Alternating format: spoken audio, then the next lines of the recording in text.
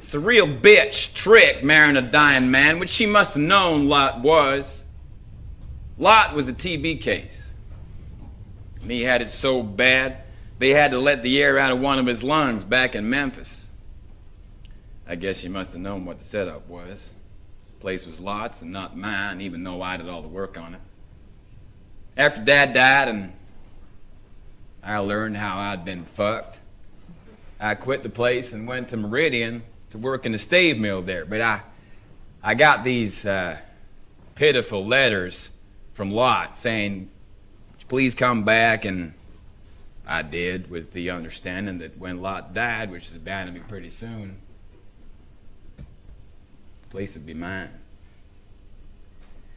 Well, I thought to myself after meeting this woman, the sensible thing to do is just to lay low, see how things work out. So I went back to the field and continued my spraying. I didn't come in for supper. Went to the Crossroads Inn to drink me some beer. Must have been about 10:30 when I come back to the house. Lamp was on in the kitchen. She was in there heating up something or other on the stove. I didn't light the lead on. I even noticed her presence. I walked right past her and on up to the attic. Pushed my cot in the gable to get the breeze, but there wasn't a breath of it stirring. I thought things over, but I didn't decide nothing yet.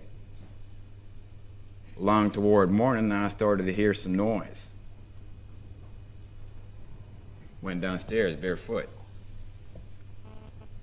Bedroom door was open and they was in there panting like two hound dogs. Damn. I went outside around the fields till it was sunup, and then I went back to the house. The black girl, Clara, was there to fix breakfast, and after a while, the woman came into the kitchen. She had on a light blue satin kimono, but she didn't bother to fasten around her even. Now, Clara kept looking at me and giggling when she set my plate down, and she said, "What are you looking at?" I said, "Nothing much." Then she let out a laugh like a horse. I could blame her. Me saying nothing much about them two huge knockers. When breakfast was over, I called Lot out on the porch for a little talk. "Now look here," I said. "I overheard you last night in the room with that woman. How long you think you'll last in your condition? Inside of a month, that lovely Miss Myrtle will fuck the last breath from your body and go on back to the Memphis cat house. You must have got her out all fresh as a daisy." Well, that speech of mine made him sore, and he acted like he was going to take a sock at me, but I got mine in first. I knocked him back off the steps. Then she come out, she called me a dirty prick and lots of other nice things like that, and she started crying. "You don't understand," she bawled. "I love him and he loves me." I laughed in her face. "Last winter," I told her, "he took the sheets himself." "What do you mean?" she asked me. "Ask Lot," I told her. Then I walked off and let him chew that over. Ha! I went off laughing. The sun was up good then and hot as blazes.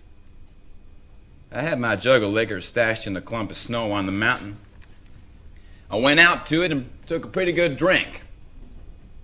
It made me drunk right off, because I'd drunk a pretty good deal the night before. The ground kept tilting up and down like a steamboat.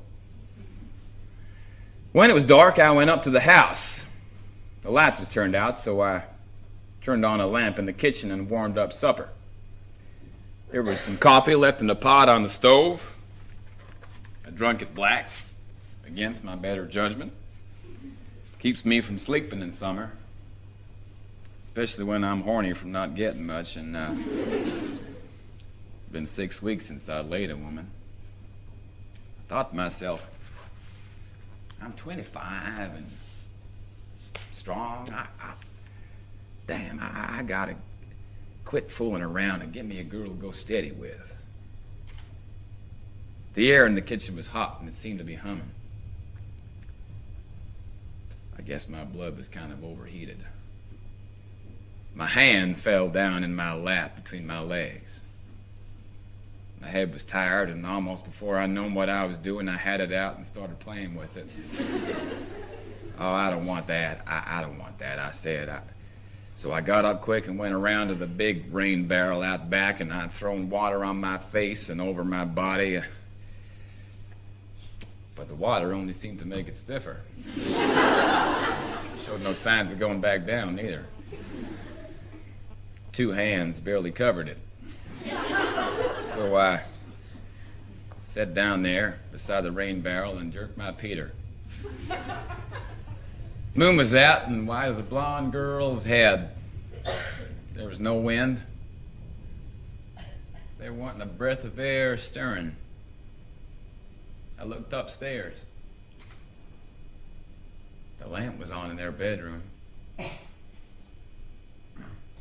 I listened a while and I could hear them grunting like a pair of pigs in the sty. Yeah, they was at it again. I thought of her legs, soft as silk without a dark hair on them, and her titties, the biggest I'd ever seen on a young woman's body, and of her belly, round and bulging out. And it sure would be good to press up against it or get her body turned over and up on the knees a little and then climb on and stick it up and under. Good, good, good. It's the best thing in the world, that burning sensation.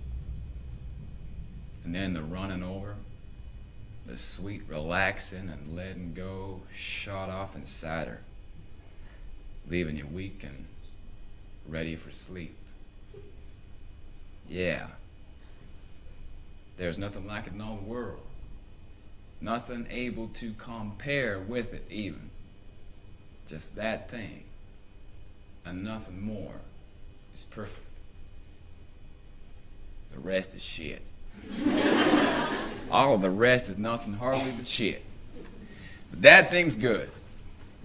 And if you never had nothing else but that, no money, no property, no success in the world, but still that would still make it worth living for you. Yeah, you could come home to a house with a tin roof on it and blazing heat and look for water, not find a drop to drink. And look for food and not find a single crumb in it. But if on the bed you had a naked woman, maybe not even terribly young or good looking, she looked up and said, "I want it, Daddy." Why then I say you got a square deal out of life, and anybody that don't think so just ain't fucked the right woman.